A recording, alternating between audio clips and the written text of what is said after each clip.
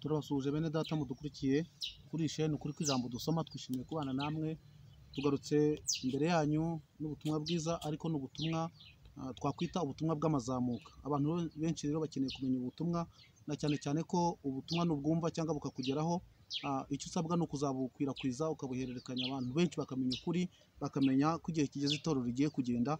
Imana yacu itugire neza. Dushimiye rero abantu bose bakoze subscribe kandi n'abakurikira ibiganiro byacu, kuko ni ibiganiro birimo amakuru kandi amakuru y'ukuri. Imana ishimwe. Hanyuma rero uyu munsi turi burebe ubutumwa bwiza n'ubundi turi busange mu butumwa bwiza bwa Luka igice cya 12 umurongo wa 35 kugeza 46. Naho turi buvuge cyangwa turi buganire ibyo kuzamuka kw'itorero. Ni amakuru turi bugere tugaragaza ibyanditswe byera bigaragara muri Bibiliya bibisobanura, nubwo tutari buvuge cyane, ariko buri wese azagerageza kujya byisomera. Hanyuma rero abamaze kwakira Yesu umwami n'umukiza bafite inshingano ikomeye yo kuburira abantu, na cyane cyane kugira ngo bihane kandi bakurikize ibyo umwami Yesu ashaka, ndetse bakwirakwiza ubutumwa bwiza nk'uko yabivuze kandi bitondera ibyo yababwiye. Hanyuma turi buvuge ku bimenyetso bitandatu bigaragara mu byahishuwe igice cya 6 umurongo wa 1 kugeza ku wa 8. Ni ibimenyetso byagiye bimenwa, ariko hagaragaramo amafarashi 4. Turi buvuge ku mafarashi 2. Amafarashi rero, iyo bavuze ifarashi mu byanditswe byera, biba bisobanuye igihe. Ifarashi ni igihe. Turi buvugere ku ifarashi y'umukara, tuvuge no ku ifarashi y'umutuku.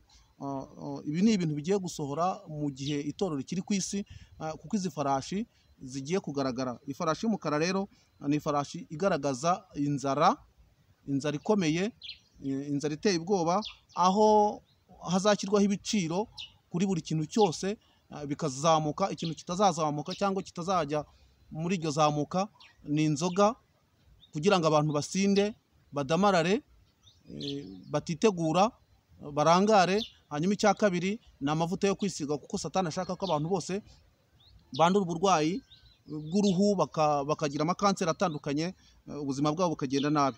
Hanyuma rero iyi farashi y'umukara tugeze mu gihe cyayo, kuko hagiye kubaho inzara ikomeye ku isi, hagahenda ibintu byose, ndetse n'ubutaka abantu bahingamo ibiribwa nabwo bugahenda. Imana yacu turengere kandi Imana yacu tugire neza. Hanyuma turi buvuge kuri iyi farashi y'umutuku. Iyi farashi y'umutuku isobanuye igihe cy'intambara, kuko wari uri kuri iyi farashi ngo yahawe gukura amahoro ku isi. Hanyuma rero amahoro agiye kubura ku isi n'ubundi, kuko dushingiye no ku ntambara ziri kuba hariya mu Burusiya na za Ukraine, cyangwa mu gihugu cya Kongo, hariya hose ni umugambi wa Satani wo gukoresha iyi farashi kugira ngo amahoro ave ku isi, kuko abantu bagiye kwicana mu buryo bukomeye cyane nta mpuhwe. Hanyuma abantu benshi bakabigenderamo. Imana yacu tugire neza. Kandi muri iyi farashi hazakora inkota, hakore inzara ndetse n'ibyorezo. Tumaze iminsi turi kumva umuherwe Bill Gates avuga ngo hari ikindi cyorezo kigiye kuza, ukagira ngo ni umuntu yishurirwa, ariko kumbi ni umugambi w'isi irategura. Ni abantu babiri inyuma, ni abantu bashaka kwerekeza isi aho bashaka. Imana yacu turengere. Niyo mpamvu rero turi buvuge kuri iyi farashi. Ibiciro rero ubwo bizazamuka ku biribwa byose no ku bintu byose, ni ukugira ngo umwana w'umuntu cyangwa ikiremwa muntu gihangayike. Ubuzima buzagorana cyane, abantu baziheba, kuko abantu bazaba bari mu buzima bubagoye, mu buzima butaboroheye, bazaba bafite ibibazo cyane. Imana yacu tugire neza. Hanyuma muri ibimenyetso bitandatu byo kuzamuka kw'itorero, bizaba mbere. Ikizaba nyuma itorero ryaragiye ni impanda 7 zizavuzwa, kugira ngo abantu bazasigara mu isi bahure n'ibyago. Ibyago 7 rero bizahita bisohora, bigaragara mu byahishuwe igice cya 16 umurongo wa 1 kuwageza kwa 14.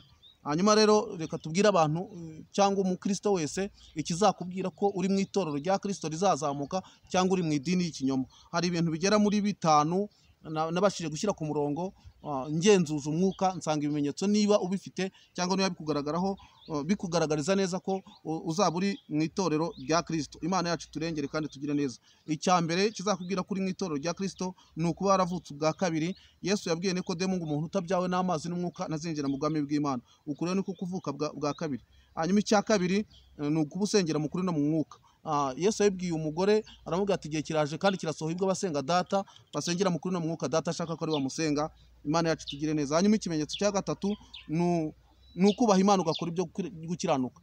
umugaragu umwe yarabibonye, Petero avuga ngo mbonye yuko Imana itarabanura ku butoni, abubaha Imana bagakora ibyo gukiranuka Imana irabemera. Niba uri muri aba ngaba rero nawe Imana izakwemera.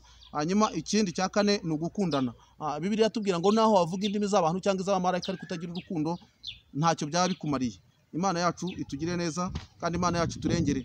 Ibi ni ibimenyetso rero kuri iki cyo kubaha Imana, ni nacyo Daniel yavuzeho mu gice cya 12 umurongo wa 10, aravuga ngo abanyabwenge bazabimenya. Abantu bubaha Imana nibo banyabwenge, ibintu byose bigiye kuba n'ibiteye ubwoba bo bazabimenya. Imana yacu itugire neza. Hanyuma icya gatanu ni ukuba barakijijwe.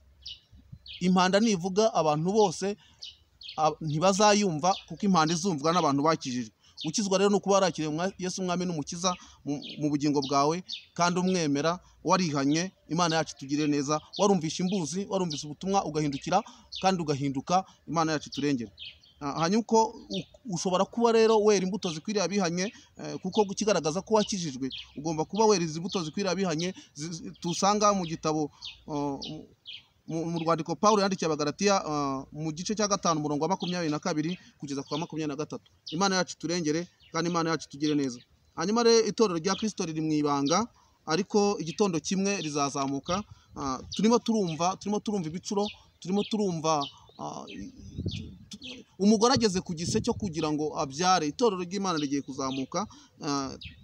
Turimo turabyumva, turimo turasenga tukabihishurirwa, turimo turabimenyetso bigaragaza kuza kwe tukabibona.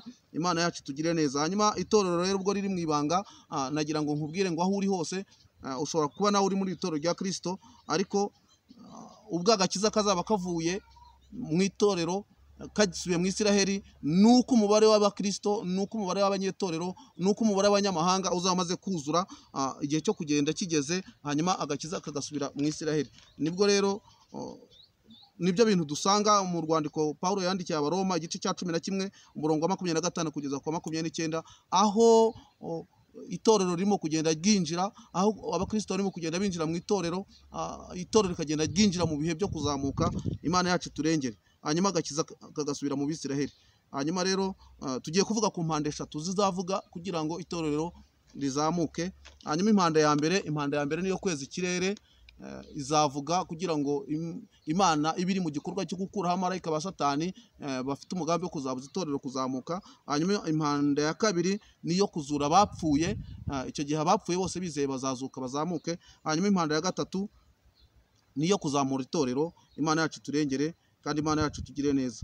Hanyuma itorero nirimara kuzamuka rizamara imyaka 3 mu kirere, ripimirwa imirimo, hanyuma barimo gutunganyizwa kugira ngo bazagera imbere y'Imana. Hanyuma imyaka 3 n'igice yindi imaze gushira, bazaba barageze ku Mana. Bivuge ko itorero rizamara imyaka 7 mu ijuru. Hanyuma rero hari amagambo uzasoma avuga iby'Abisiraheli bakiranutse bazarokoka. Ushobora kubisanga mu Byahishuwe igice cya 7 umurongo wa 1 kugeza ku wa 9. Nahavuga ibihumbi 144 by'Abisiraheli. Abisiraheli n'Abimana izagira umuganuro wayo, kuko nubundi Abisiraheli nubwo banza agakiza bakanga kwemera Yesu umwami n'umukiza, ariko n'ubwoko bwatoranyijwe aba nabi izatoranya ikabazamura kugira ngo batazahura n'akarengane kazaba kagiye kuza mu isi. Bahungishijwe akarengane ka Antikristo, kuko icyo gihe Antikristo azaba agiye gukora ku mugaragaro. Imana yacu tugire neza kandi Imana yacu iturengere. Hanyuma rero Abisiraheli bazarokorwa kugira ngo bahungishwe aka karengane. Hanyuma tugeze ku kindi gihe kizakurikiraho, igihe cya Antikristo cyo gukora ku mugaragaro. Ubu bisoma rero mu Byahishuwe igice cya 13 umurongo wa 8 kugeza ku wa 9. Aha niho Antikristo azakora ku mugaragaro. Ubu ngubu arimo arakora mu buryo bw'amayoberane, arimo arinjiza ibimenyetso bye n'ibitangaza, ariko ahangaha azakora ku mugaragaro. Ndatangariza abantu ko Antikristo azakora ku mugaragaro itorero ryazamutse ritakiri mu isi. Ariko ntibivuze ko akarengane kazaba nyuma itorero ritazasogongeraho. Akarengane kagiye kuzaba kubera ko itorero riri mu isi rigiye kuzahura n'inzara, rigiye kuzahura no kurenganywa. Ubutumwa bwiza bwa Yesu Kristo ndetse no kuvuga ukuri no ubutumwa bwo kwihana bugiye gukurwaho, abantu babwange. Ibi tuvuga ntabwo abantu babyumva, ariko hari igihe ibintu bazabishaka bakabibura. Imana yacu iturengere kandi Imana yacu itugire neza. Hanyuma igihe cya Antikristo kirimo hari ibindi bizabaho, icyo bita ibyago by'iminsi y'imperuka. Isomye mu Byahishuwe igice cya 16 umurongo wa mbere kugeza wa 21 ni hahandi abazaba basigaye mu isi bazahura n'ibyago bikomeye cyane, aho agacuma k'umujinya w'Imana kazasukwa, aho impanda 7 zizavugwa, hagatangira kuba ibintu bikomeye n'ibimenyetso, abantu bakiheba, izuba rikegera abantu rikabatwika, amazi agahinduka amaraso n'ibindi. Ibi ni ibyago bizaba rero ku bantu bazaba basigaye. Hanyuma Imana yacu turengere. Hanyuma itorero nirimara kuzamuka, Antikristo atangiye akarengane, itorero rizaba riri mu munezero, rizaba riri mu byishimo, ariko hari gutegurwa n'uburyo bwo kugaruka kwa Yesu kwa kabiri ko kuza kwima ingoma y'imyaka 1000. Imana yacu itugire neza kandi Imana yacu ihabwe icyubahiro. Hanyuma yaho nga rero hazaba iherezo rya Antikristo n'umuhanuzi w'ibinyoma. Usomye mu Byahishuwe igice cya 19 umurongo wa 19 kugeza ku wa 21, uyu Antikristo uzaba yarigize Imana cyangwa yarigize umwami, iherezo rye rizarangira aho ngaho. Hanyuma umuhanuzi w'ibinyoma nawe iherezo rye rizarangira aho ngaho, ariyo dini y'ikinyoma. Hanyuma ibya Satani turaza kubisobanura nabyo, kuko n'ubundi nabyo igihe cye kizaba kigeze nayo kugira ngo afatwe, abohwe, hanyuma abohwe imyaka 7 itorero ryimanye na Yesu, imyaka 1000. Nyuma y'iherezo rya Antikristo n'umuhanuzi w'ibinyoma, Yesu n'itorero bazamanuka batungukire ku musozi wa Eleyono, baje kwima ingoma, bazarwana intambara ya Herimagidoni izaba iriho, bayineshe, bakureho abami bose bo mu isi. Hanyuma mu Byahishuwe igice cya 20 umurongo wa mbere kugeza ku wa 3 niho havuga ingoma y'imyaka 1000, aho Abisiraheli bazaba bari aho ngaho, bazemera uwo mwami akabayobora, aho abantu bose basanzwe bazaba batarakijijwe bazemera uwo mwami akabayobora, aho bazaba bamanutse mu ijuru, bazaba ari abami n'abatware n'ibikomangoma muri iyo ngoma y'imyaka 1000. Aha ngaha rero ni naho hari ibintu bikomeye, amasezerano atarasohoye ku Bisiraheli ari hazasohorezwa. Dusanga muri Yesaya 65 umurongo wa 19 kugeza ku 25, aho Bibiri tubwira ngo umwana azajya apfa ashyikije imyaka 100, aho intare izarisha nk'inka, aho isega izarishanya n'umwana w'intama, aho abantu batazongera kurira cyangwa biganyire. Urupfu ruzaba ruriho, ariko umuntu azajya apfa upfuye ari mutoya ashyikije imyaka 100. Aha niho abantu bazahinga bakeza, ku bazaba bahinga. Twebwe abitorero tuzaba tumeze nk'abamarayika, dufite imibiri nk'abamarayika, tutarya tutanywa, ahubwo turemye nk'abamarayika. Imana yacu tugire neza kandi Imana yacu turengere. Hanyuma icyo ni igihe cy'imyaka 1000 gishize, kuko Satani muri iyo myaka 1000 Yesu azamufata mu bohe, tuzaba mu ngoma y'imyaka 1000, nta cyaha kiriho, nta Satani. Hanyuma imyaka 1000 nishira, Satani azabohorwa. Hanyuma ahangaha niho azateranyiriza amahanga kuyobya no kubateranyiriza kujya mu ntambara ya Gogi na Magogi, intambara y'isi yose. Aha niho isezerano rizasohora rivuga ngo no mu ntore azongera atoranye. Ahangaha rero Satani amaze kubohorwa, agarutse ku isi, niho azayobya abantu benshi bari mu ngoma y'imyaka 1000, harebwa ko n'ubundi bakiriye Yesu umwami n'umukiza, bamwakirijwe nuko nta Satani uhari. Hanyuma barebwa ko Satani bashobora kumuhakana cyangwa no kumuhakanira. Abantu benshi rero bashobora kuzasubira inyuma, abazaba bari muri icyo gihe batizeye Yesu umwami n'umukiza. Imana yacu turengere. Hanyuma icyo gihe Yesu azafata itorero aryimurire muri Yerusalemu uzamanuka uvuye mu ijuru, ariyo Yerusalemu nshya tuzaturamo, aho Bibiri tubwira ko Imana izaturana n'abantu bayo. Imana yacu itugire neza. Abera rero bazimurirwa muri Yerusalemu, bamaremo iteka n'iteka. Hanyuma mu Byahishuwe igice cya 20 umurongo wa 7 kugeza ku 15, aho ngaho niho hazahita hatangira ibintu bikomeye, ikintu bita urubanza. Hanyuma ubwo Satani azafatwa akajugunywa mu nyenga y'umuriro cyangwa mu muriro w'amazuku. Abantu bapfuye bose kuva isi kiremwa bazazuka, batangire kuburana. Ibitabo bizaburburwa, hari igitabo cy'imirimo, hari igitabo cy'ubugingo, hari n'igitabo cy'urupfu. Umuntu wese utanditse mu gitabo cy'ubugingo azajya mu muriro. Hanyuma abantu bazacirwa urubanza hakurikijwe ibyo bakoze. Imana yacu tugire neza kandi Imana yacu turengere. Hanyuma abapfuye bose bazazuka, buri wese acirwa urubanza nk'uko tumaze kwivuga. Umuntu utanditse mu gitabo cy'ubugingo, ibyo bizaba birangiye. Ibyahishuwe igice cya 20 umurongo wa 11 kugeza ku wa 15. Hanyuma abera bazatura mu rurembo Yerusalemu, kandi bazaturana n'Imana. Imana izaba Imana yabo b'ubwoko bwabo, nta rupfu ruzongera kubaho ukundi, ibintu byose bizaba bishize. Amina, aleluya. Ibyahishuwe igice cya 21 umurongo wa mbere kugeza ku wa 6. Hanyuma turasoma n'amagambo twababwiye ari mu butumwa bwiza bwa Yesu Kristo uko bwanditswe na Luka, atumenyesha uburyo Yesu azaza. Ni byahishuwe ni ubutumwa bwiza bwa Luka igice cya 12 umurongo wa 35 kugeza kwa 46. Imana ihabwa icyubahiro. Ni amagambo avuga ngo muhore mukenyeye kandi amatabaza yanyu yake, mumere nk'abantu bategereza shebuja aho azagarukira ava mu bukwe, kugira ngo ubwo azaza nakomanga bamukingurire vuba. Ahirwa abagaragu shebuja azasanga bari maso. Ndababwira ukuri yuko azakenyera akabicaza akabahereza. Naza mu gicuku cyangwa mu nkoko agasanga bameze batyo, bazaba bahirwa. Kandi nimumenye ibi yuko nyirinzu yaba yamenyaga igihe umujura azazira, yabaye maso ntiyakunze ko inzu icukurwa. Namwe muhore mwiteguye, kuko umwana w'umuntu azaza mu gihe mudatekereza. Petero aramubaza ati, databuja, uwo mugani nitwuciriye cyangwa ni abandi bose? Umwami Yesu aramusubiza ati, ninde gisonga gikiranuka cy'ubwenge shebuja azasigira abo mu rugo rwe ngo abagerere igerero igihe cyaryo? Hahirwa umugaragu shebuja azasanga abikora. Ndababwira ukuri yuko azamwegurira ibyo afite byose. Ariko uwo mugaragu niyibwira ati, databuja aratinze, agatangira gukubita abagaragu no kurya no kunywa no gusinda, shebuja uwo mugaragu azaza umunsi atamutegereje n'igihe atazi, azamucamo kabiri amuhane n'abakiranirwa.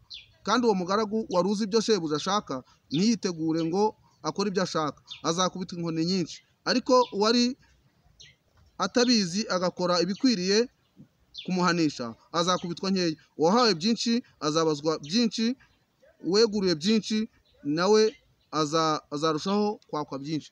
Mwakira amagambo y'Imana. Aya ni amagambo aduhishurira ibintu tumaze gusobanura no kuvuga, kuko igihe kirageze ngo itorero rizamuke. Kandi naje kumenya amakuru ku Mwuka Wera niyo mababa azatuzamura. Niba utarahawe Umwuka Wera, niba utarakiyese umwami n'umukiza, ibimenyetso biri kugaragaza kuza kwe biri kwihuta kuboneka. Mbese waba waramenye ukuri, waba warasobanukiwe kugira ngo uhindurwe n'umuburo? Ndakangura umuntu wese wumva ubutumwa kugira ngo abubwire bagenzi be mu rurimi bashobora kumva, kugira ngo abantu bose bamenye ko iherezo ry'isi rigeze. Imana yacu turengere. Reka dufate akanya ko gusenga. Mana, turagushimye kuko uri Uwiteka, uri umwami ugira neza, uri rubasha. Tugushimiye ko uri umwami udusobanuriye ibi bihe byo kuzamuka, ibihe by'itorero, ibihe byo gukurwa mu isi. Igihe kirimo kiragaragaza ko igihe cyo kuzamuka cyegereje. Ariko Uwiteka, turagusabye ngo utunganye abantu, utunganye imitima, na cyane cyane ubahe kwitegura, ubarinde bave mu byaha, bave mu businzi, bave mu burangare no mu buyobe. Ndetse ubw'isi irimo kurushaho igenda yinjiza abantu mu gihe cya Antikristo, natwe tugere mu gihe cyo gusobanukirwa no kuzamurwa kw'itorero. Habwa icyubahiro kuzazamura itorero, habwa icyubahiro kuzasohora abera. Haleluya. Yesu nushyirwe hejuru, uri rubasha, ugira neza, uri gitangaza, urakomeye. Icyubahiro n'ikibi cyawe mu izina rya Yesu. Amen.